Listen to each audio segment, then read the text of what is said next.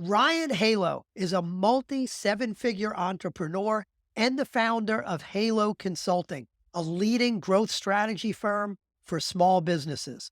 Over her 15 plus year career, she's founded, advised, and grown multiple companies from startup to scale. Her first company, Salon Halo, went from existing business takeover, struggling to make payroll, to a multi site, multi million dollar business that's consistently recognized as a top 200 salon in North America. As a thought leader in her industry, Ryann speaks nationally at industry events and conferences to hundreds of professionals. Her insights are featured in major industry publications, and her accomplishments have led to the Know Woman recognizing her as one of the top 100 women to know in the US. Today, Ryann is focused on using her proven Grow and Glow method to help female business owners empower their team and achieve sustainable growth and experience more freedom in their life. Ryann, welcome to the show. Thank you, Mike. So glad to be here. Yeah, Ryann and I met at an event a couple of months ago, and you'll hear her story. I'm not going to give anything away, but it is such an inspiring story, and what she's done is so amazing. I'm so excited to have you on the show. And the first question I always like to ask, this is the Better Leadership Team show, so we want to talk about leadership teams. Ryann, from your experience, what's the one most important characteristic of a great leadership team? So, actually, as I hear that question, I hear two answers. I hear kind of two questions. So, I hear the team component and then I hear the leadership component. So, generally, what comes to mind as the most important thing for a team is that those people coming together have a shared vision and shared values. And what I mean by that is, I think you hear the terminology core values a lot, and it almost, at least for me, it can start to even lose meaning. And the way I explain it to my team is at the end of the day, what do you care about? So, not just what's in it, but like, what do these people care about? So, I think it's so important that you band together with a group of people that care about similar or the same things as you, and that your vision for where you're going is, again, similar or the same. So that's just a team in general. And then as I look to what I truly believe creates a great leader is genuine interest and passion for helping other people grow. So not just they want to have the title, they want to have the accomplishments, the recognition of success, like in their core that they genuinely enjoy and are fulfilled by adding value to the other people. Love it. Love it. And without her even knowing it, she just taught us the first secret to successful entrepreneurship, and that's cheat a little bit. I asked for one thing, she gave me two. It was a great answer. And hey, if you follow the rules, you're not going to get bread. If you follow the rules, you're going to have a job, right? So all good. So a little meta tip there. So entrepreneurs come from all walks of life, but Ryann, I know your story is really inspiring and incredible. So tell us a little bit about your life growing up and how it led to this entrepreneurial road that you've taken. So often when people meet me and they hear a little bit about my background, their first thought is that, oh, you must have always known you wanted to do what you're doing. You must have always known you wanted to be in this industry, the hair and beauty industry.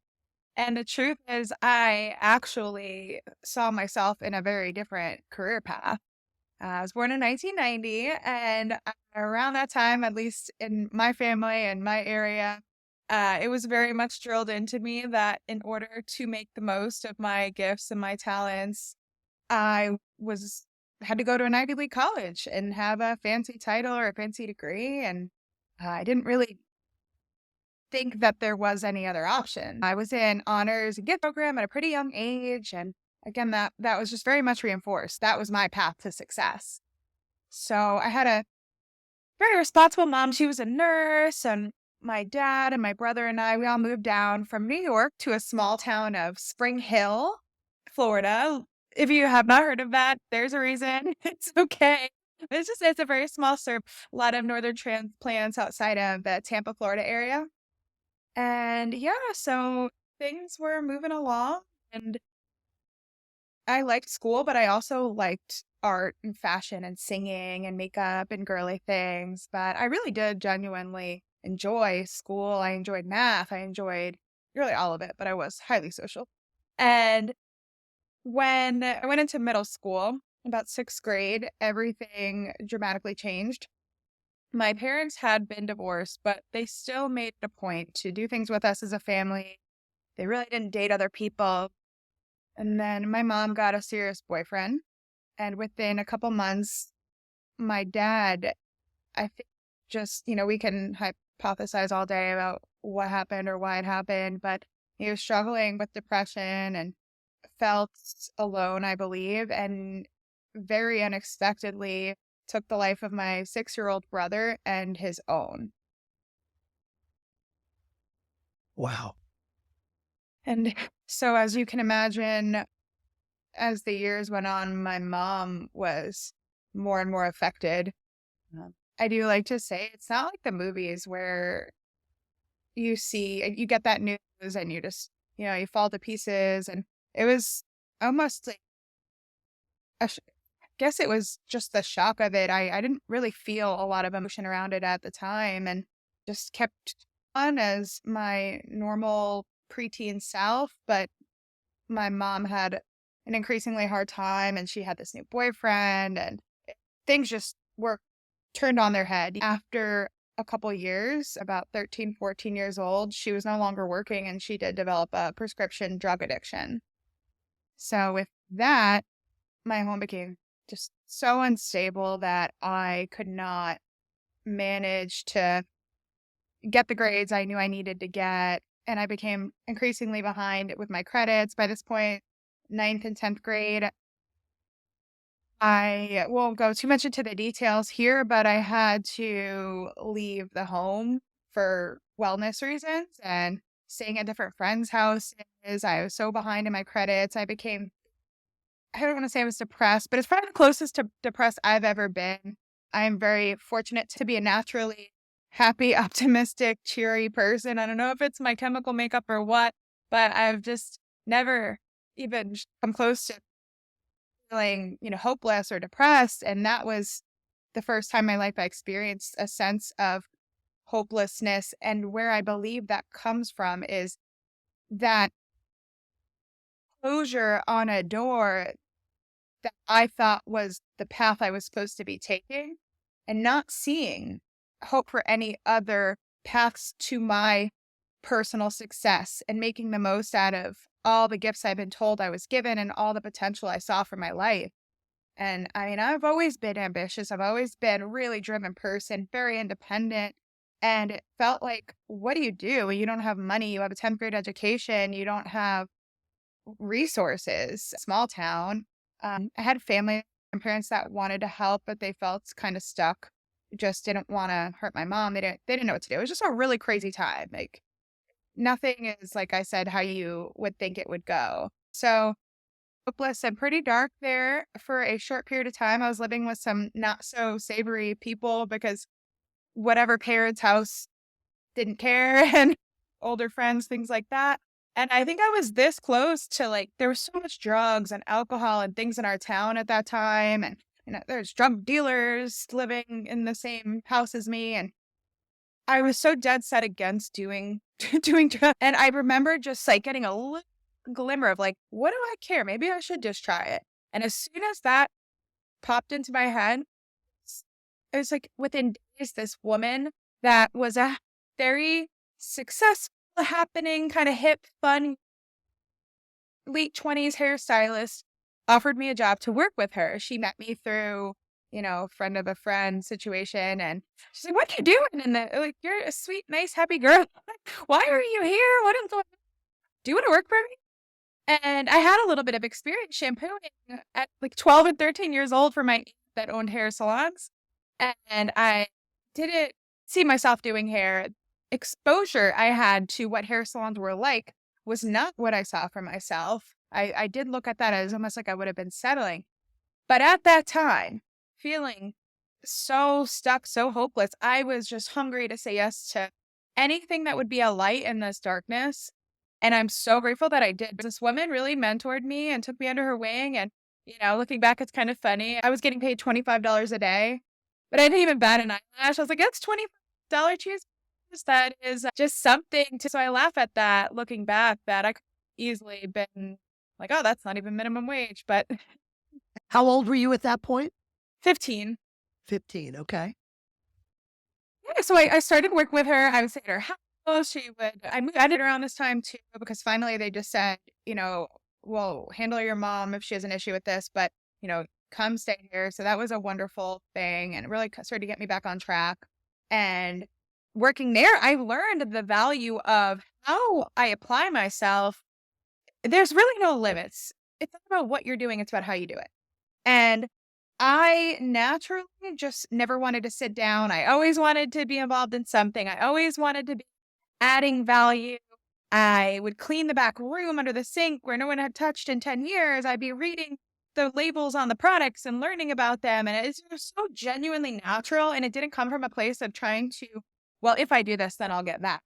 And the owner of the salon she worked at said, hey, working for her on her days here, I'll pay you $50 a day to work for me and to work for the salon. So I'm shampooing, I'm getting tipped, I'm making $100 a day just from helping and adding value and just staying proactive and active for myself. So I found so much value in that. And I really started to learn that the hairdressing industry had the aspects of science, chemistry, geometry, customer service, sales, all these things that I enjoyed, and fashion and beauty. So I figured out that there's a lot more here than I realized. And by 16, I was signing up to go to Paul Mitchell to school. That was another situation where I could have easily looked on the not so bright side of I was not emancipated. My mom was not cooperating. I had no license, driver's license. I had no GED because in the state of Florida, you can't get a GED without going to classes. But if I would have I could have just stayed in school if I could have got through classes. So either way, there's like all these obstacles. We just kept trucking along. The school was an hour from my house. So it was an hour each way. I didn't drive, didn't have any money, but by just thinking there's a will, there's a way. So I'm not saying no, not looking for the reasons why I wouldn't work. My grandpa drove me hour to the school to take a tour. They found out that there was somebody else from my hometown driving there every day. She was willing to me give her $20 a week to hitch a ride with her. And fast spoiler alert, she's still at my company today. A matron of honor at my wedding. Became like my sister. Yeah, so financial aid, we figured. I took a equivalency test and was able to score in the college level at that point. So they're like, well, we know you can understand the curriculum, so we're going to waive the GED. So, and then I got my honors. I got my all A's in my testing. From there, I really had my sights set at that point on becoming a freelance artist. And I was one of the only people in the school that when a guest artist would come in, which they came in often to speak to us and give us perspective, and this was one of the best schools you could have went to, professional development as well, artistic development, they would ask, raise your hand if you want to own a salon one day. And the whole room would raise their hand and I would not. Those are the only people that know first five seats myself how challenging it can be to run a salon business. And I wanted the glamorous life. I wanted the fun. I wanted to travel. Like I got into this industry. I have the stars in my eyes. I'm going to go to a city and do session work, editorial. What does that mean? What is session work? So anything from working on magazines to working the fashion shows, being a celebrity hair and makeup artist, and that's what I saw myself doing.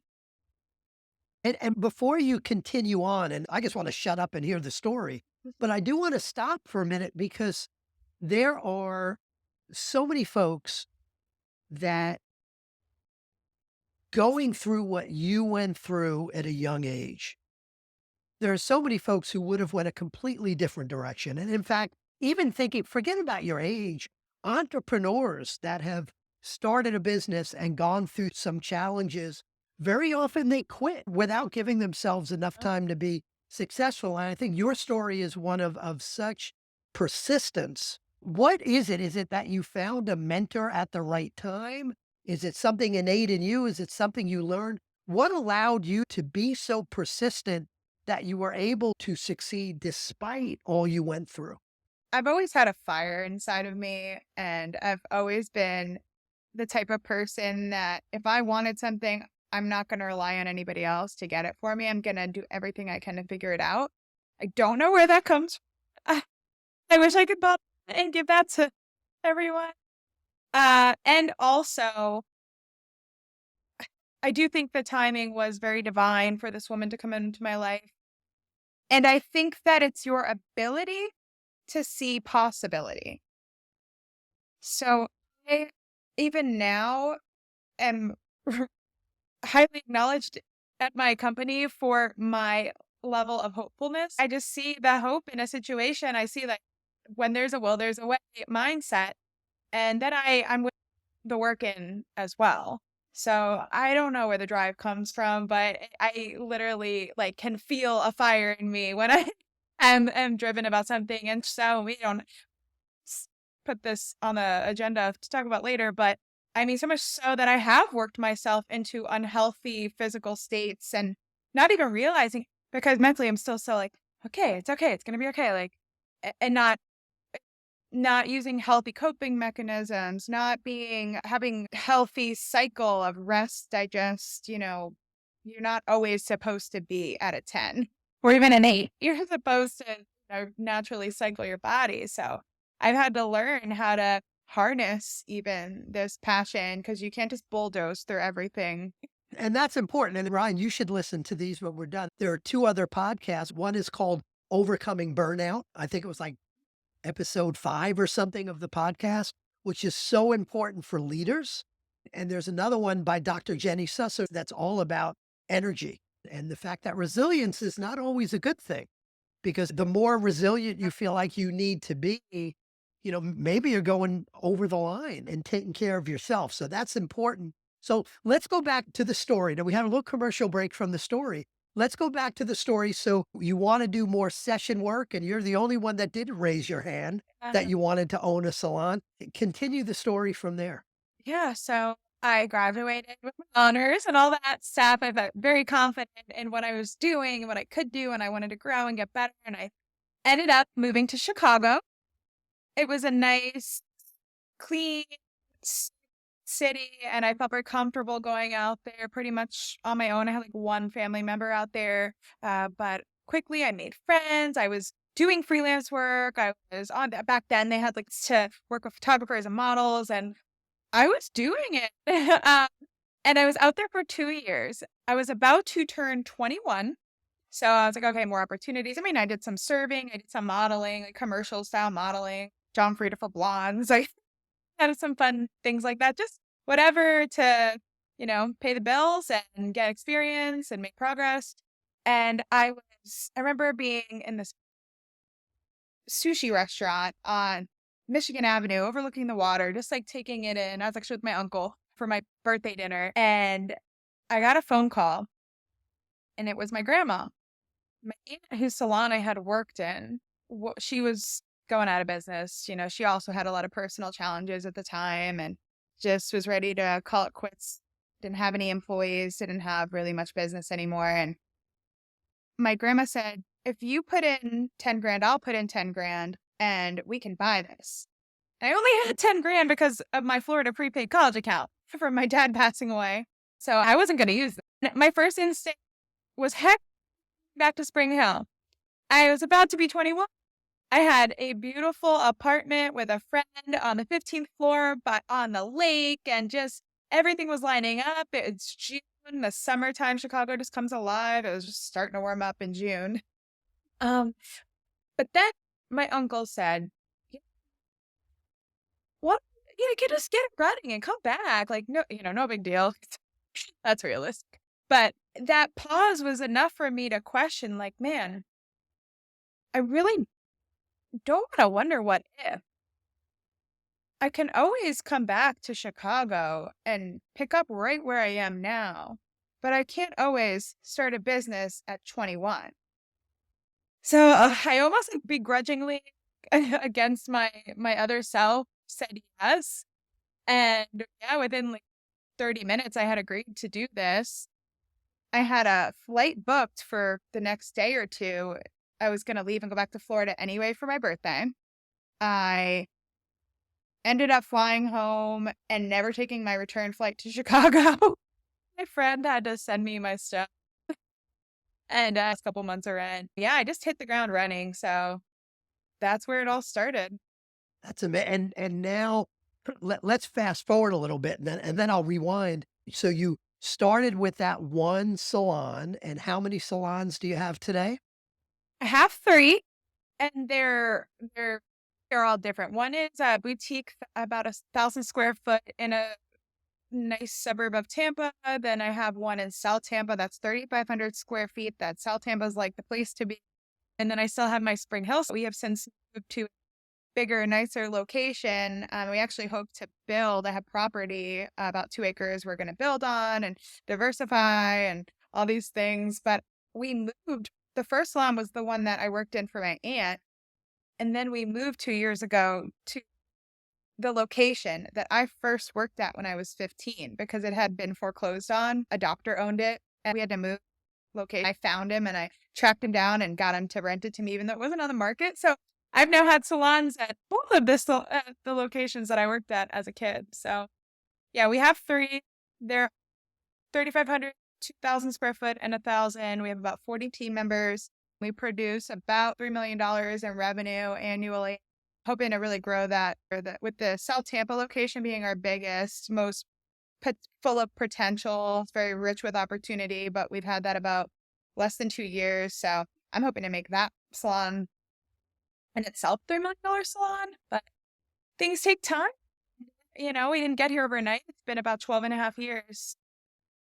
And so now let's rewind. Now that we know the success it's become in a business that is not considered the most scalable of Hmm. businesses, Yeah. what were some of the early struggles? Yeah. So the early days were not having a partnership agreement with my grandma. Uh, Oops. I had no idea what I know. And that's what I'll tell everyone who thinks about going into business is just be prepared that you might be good at one, two, even five, 10 things in this business, but there's 100 things that you don't know how to do that are also going to be your job until you can get to a place till that you can hand them off. And I'm not a believer in just, I don't want to learn how to do that. I'm going to hire somebody and hand it off. I really believe that you need to own something before you can give it away. So I've done every single aspect of running the business from, running the desk, doing the numbers and the bookkeeping, the advertising. I've always had a strength in the marketing. I just love people. I love getting out there. I love talking about what we offer.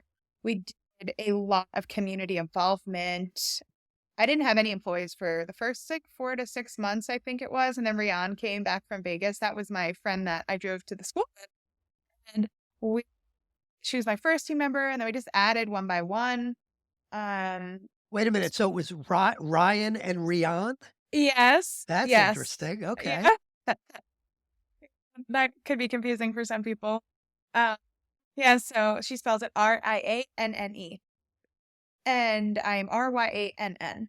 So yeah, we just had to figure things out. But the struggle of trying to have a partner that wasn't, my grandma is a blind woman who's never worked in a hair salon. And she never really ran a business. My grandpa had a machine shop when I was growing up, and my grandma took care of their 4 kids.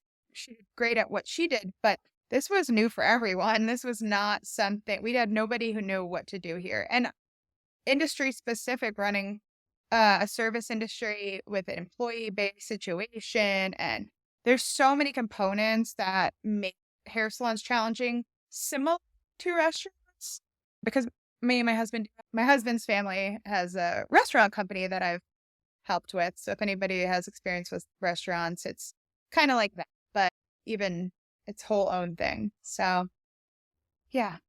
And so what are some of the things you learned? What are some of the things you put in place to scale it? Because fast forward even further, not only do you have the salons, and we'll get to this later, but you're now starting to step back from that and get into consulting, which says you are working on and have been successful to some degree of even replacing yourself Mhm. there. So many of the folks listening are struggling to scale their businesses. What are some of the key decisions you made and structures and processes you've put in place to be able to scale it? Yeah, absolutely. So there's a lot. And the biggest jump is to open your second location because you're literally doubling in size and you can't be, if you're being one in one place in two places at once. So I would say adding the third was not as hard as adding the second. And systems are one of the topics I talk about constantly. So having a system for any outcome that you expect, that means it's repeatable, it's transferable, and reliable. I personally, in my methodology, I base systems off of KPIs, key performance indicators. So very specific metrics I want to achieve. So I'll see like what is a metric or a measure of success in any given area. And I mean, you can have hundreds of these if you keep adding to it. So say we want to see 5 new clients a week. Okay. So what are the repeatable things we can systemize to attain clients and then track that, measure it and relay that information to the team. So performance tracking. There's a lot there's a lot I could build on. But having things systemized I think is the first step to creating freedom in your business. So many of the folks I talk to and the clients I work with struggle with the idea of KPIs. It seems like a simple concept. What are you going to measure within marketing? What are you going to measure within service? How do you measure the entire business? But so many people struggle with it. How did you implement it? How did you hold people accountable? Was it a bunch of spreadsheets? Did you have a computer system that helped you to do that? How did you make that work? Yeah, so we started as a salon with like 5 key indicators. Those were my go-to things. Average ticket, retail to service. So how much retail we're selling in comparison to service we're providing. It was percent tension. So clients rebooking after their service. And I don't know what it is right now off the top of my head, but it's not important. The point is for average ticket, for instance, we provided systems that helped to build an average ticket because for me, sales is all about solving a problem, right? I think a lot of us would agree. It's just filling needs. So as the experts, I would train my team. Okay, you're the expert. It's your job to understand what someone needs, even if they don't understand what they need, and then provide the solutions. So we devised a consultation form that hit all these key points and then had a way of delivering that information to the client based off of the recommendation that that stylist made, based off what they learned and they recommended. So that was one system. Set questions to ask and a set format and a set way to deliver it. And the guest has the right to say, "Oh, no, thank you. I don't want to add this or that or do this route." We'll give them, would you like option A, option B? So we became known for the consistency of our hair salon because that's actually refreshing to some clients to have more of a reliable, consistent experience versus when you are dealing with people that are more artistic, like myself and my team, you can have a lot more room for variance. And well, today I feel artistically inclined to operate in this way or at this time. So by systemizing something that's kind of known as at least that, from what I don't want to ever, not, this is not meant in a disparaging way, but I think our industry can have a reputation for inconsistent results or unreliable or unprofessional experiences.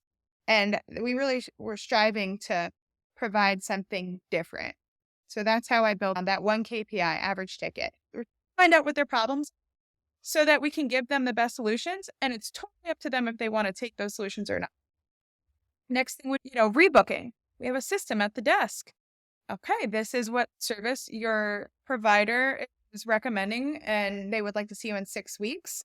would you like to come in at the beginning of the week or the end of the week? And the client might say, oh, I can't commit right now to that. Or awesome, I'd love to get something on the schedule so I don't forget. You're welcome to change your appointment 24 hours up until 24 hours ahead of time. So by just asking questions, that would lead to very high performance indicators. And we didn't have to do anything that felt busy or pushy and it actually takes a lot of the pressure off the provider to like have it figured out in the moment or do it right. Or because I have up and down days, I have good and bad days. You're not a robot. You're not going to naturally perform consistently all the time. But when I just have a system of things to ask and to rely on, those systems don't have good or bad days. So that's how we had very reliable results in an traditionally unreliable business. So the distinction I'm hearing here that's important is it's not just when people think systems, they might think, so we created processes for everything, or we created a bunch of KPIs and now we're holding everybody accountable for meeting those KPIs. The distinction I'm hearing here is it's not what are the 150 KPIs. It started out with what are those 5 things. Yes. And it's not just here's a KPI, I'm going to hold you accountable for it. It's what's our system to consistently deliver that KPI. And that Yes. sounds simple, but it's not the way most leaders typically think about it. So I love that distinction. So systems are a part of it. What else did you think about? Did you implement as you scaled? And to your point, I'll never ask anyone to do something or achieve something that I won't first make sure that I have figured out everything possible to make it happen or give them the tools to make it happen, be able to support them making it happen, resources, coaching, all those things. So that's important there. What was your last question? I'm sorry. In addition to systems, which is a big part of it, what are the other big things you did that have helped you scale over the years? Yeah. So, and when I said 150 systems, I think that because as you go on, if say you hit a roadblock or a snag, or we missed something acts, okay, what can we do to systemize to prevent that from happening? So I mean, I wouldn't say maybe every system is KPI driven, but every KPI has a system to support it.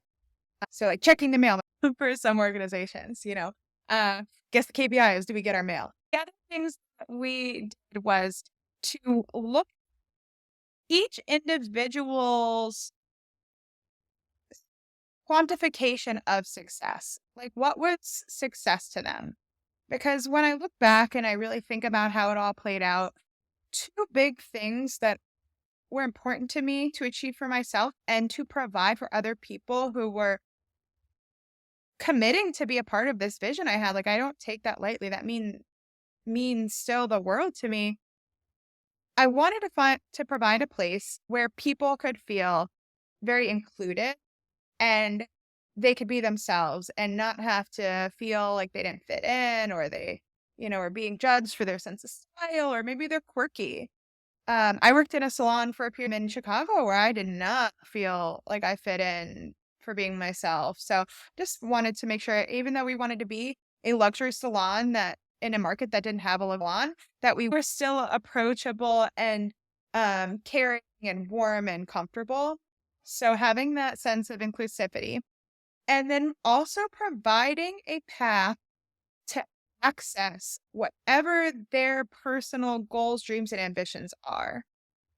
So a lot of hairstylists in my small town didn't feel like it was possible to be a certain level of success or reach this certain financial goal or have this certain financial freedom because industry average income in the US is, I don't know how a couple of years ago it was like 25K for an annual salary.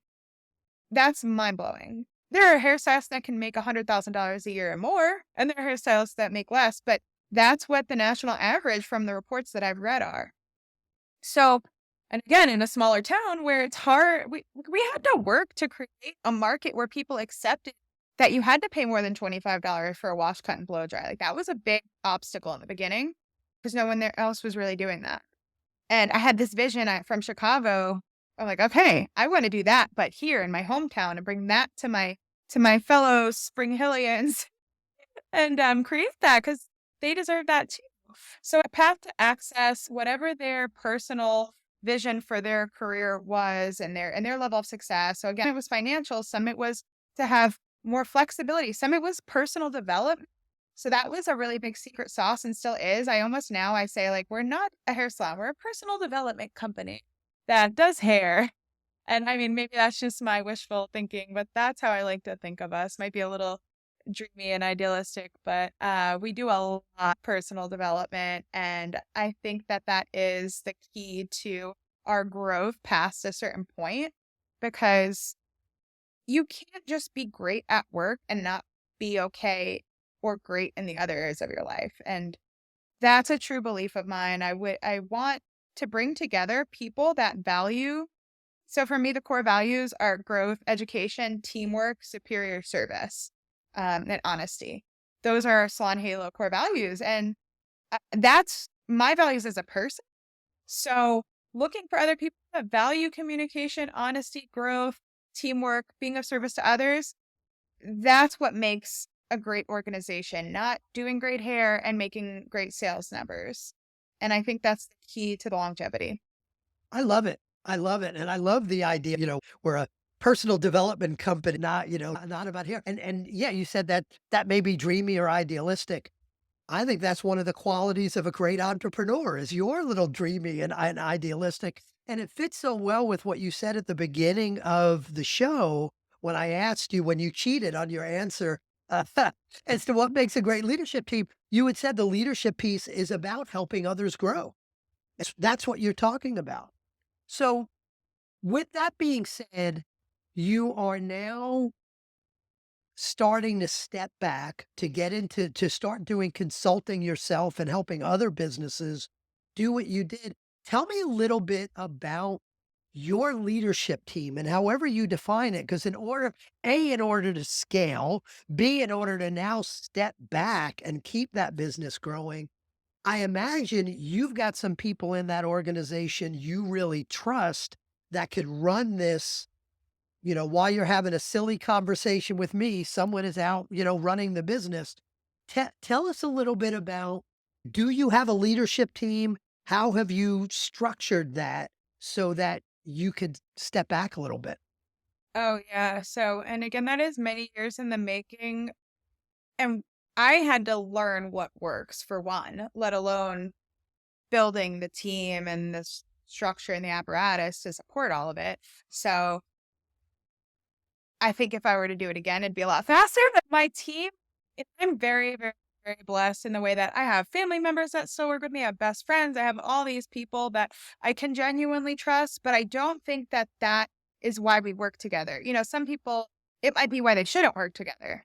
I think it's because we care about the same things and we're trying to be great to even as a family relationship, I don't ask anything of my cousin Devin, that is my manager of one of my locations, that I wouldn't ask any other manager of that location. And she has the same respect for me. We have clear boundaries and clear expectations. And that's one thing that I have noticed in some of the organizations that I've helped, that it's not always clear what the boundary and expectation is. There's a lot to be said for, I have a problem with the golden rule. Let's give my little give you my little soapbox here. Like, to s you you should treat people the way that you wanna be treated. I see a big flaw in that. Not everybody wants to be treated the way you wanna be treated. Like, what I accept for myself is not necessarily what you accept for you and what makes you happy and feel good. And to assume that somebody knows what makes you feel good and what you need is very unfair to me. So, having these we define boundaries and expectations is a conversation that has to happen often, even has to be in writing and is constantly put in black and white because it makes it tangible and not subject to memory.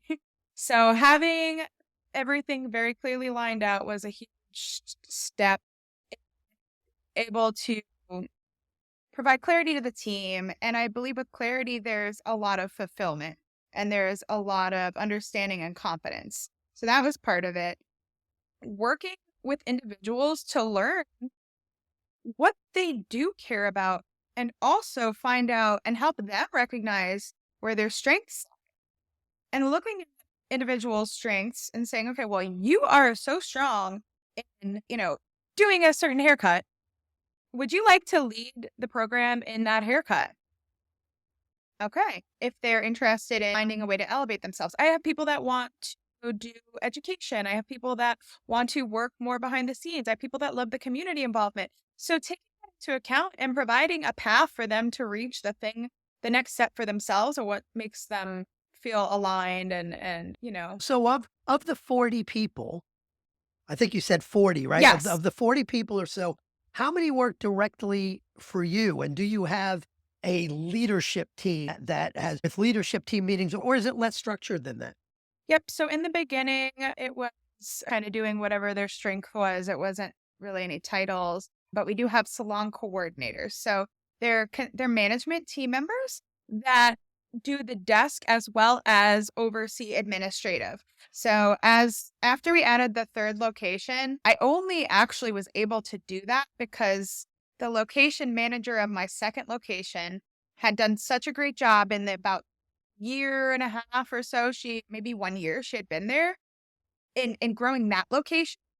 And then I asked her, do you think you can handle taking on more? And she was all up for it. And I asked multiple people that had been with me for a lot, so senior positions, like stylists that have been there over 5 years, things like that. So we realized that we needed to grow the leadership structure. And it is very specific and organized, and people have titles and they have locations that they oversee, and some go to multiple locations. So as a stylist, you can be a mentor stylist or a supervisor stylist.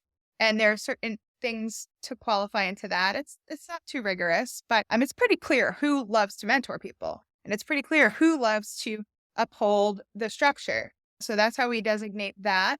And then for the administrative team members, each location has one or two people, depending on how many hours they're open, that oversees and keeps everybody on track and holds them accountable and does the reporting and things. So that's our structure. And then as we added that third one, my team member, Brianna, who had been with me for just about a year, agreed to elevate and take on this third location.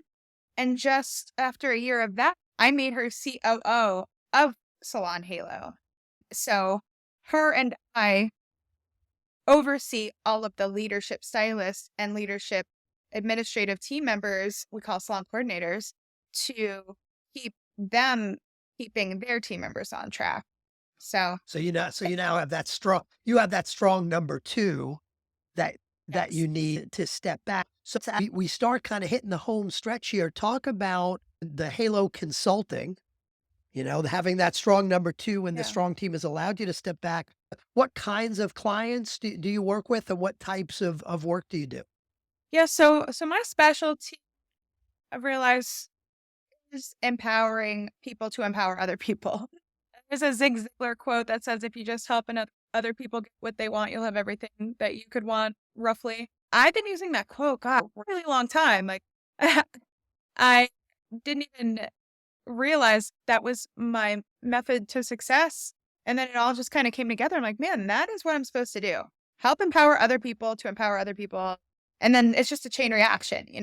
So I've spent a lot of time fleshing out exactly what makes things tick and optimizing and putting that on paper.